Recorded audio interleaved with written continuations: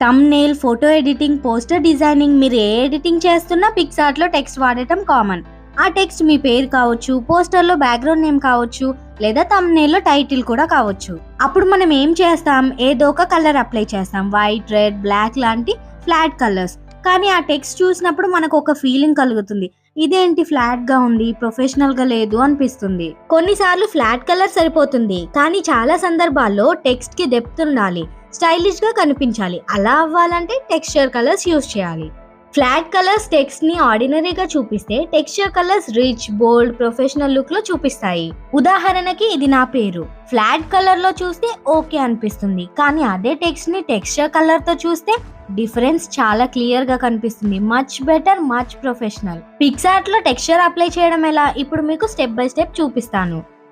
Step 1 Picsart open చేసి ఒక white background తీసుకోండి. స్టెప్ 2 మీ టెక్స్ట్ టైప్ చేయండి. ఉదాహరణకి సింధు.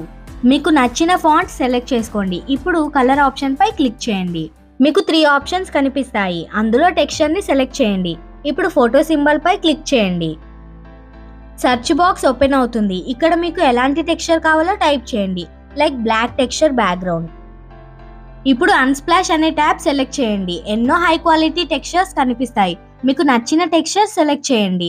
అంతే, టెక్స్ట్ పై టెక్స్చర్ అప్లై అవుతుంది. దెబ్బకి లుక్ మారిపోతుంది. ఇలాంటివి టెక్స్ట్ కు మాత్రమే కాకుండా ఫోటో బ్యాక్గ్రౌండ్స్ కి కూడా చాలా ఉపయోగపడతాయి. ఒకే టెక్స్చర్ ఇమేజ్ ని చాలా రకాల ఎడిటింగ్స్ కోసం యూజ్ చేయొచ్చు. మీ టెక్స్ట్ ని ప్రొఫెషనల్ లుక్ లో చూపించాలంటే ఫ్లాట్ కలర్ కాదు, టెక్స్చర్ కలర్ ని యూజ్ చేయండి. డిఫరెన్స్ ని మీరు ఫీల్ అవుతారు.